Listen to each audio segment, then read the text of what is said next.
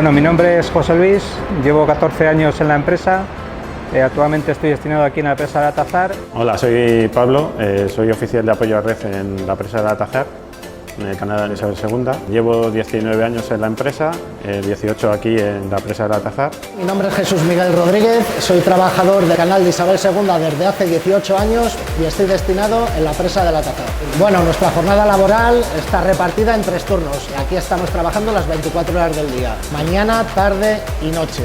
Y nuestro día a día aquí es, empezamos con la auscultación por la mañana, cogiendo las temperaturas, la lluvia y todos los parámetros que tenemos del clima. Y luego nos metemos en la presa directos a coger la auscultación diaria. Cogemos varios aparatos que tenemos de medida, como péndulos, extensómetros de varilla y temperaturas, y termómetros, termopares.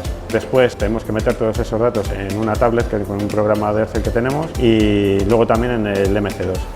Resaltar el gran tamaño de esta instalación. Tenemos 8 kilómetros, 200 metros de galerías interiores y el compromiso y gran esfuerzo que tienen que realizar estos 14 oficiales para tenerlos en condiciones óptimas. Tienes que creer en lo que estás haciendo para poder dar el mejor rendimiento posible en la empresa.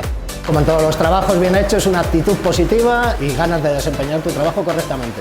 Cuando uno está a gusto y contento con sus compañeros y está realizando un trabajo que le gusta, lo demás sale solo.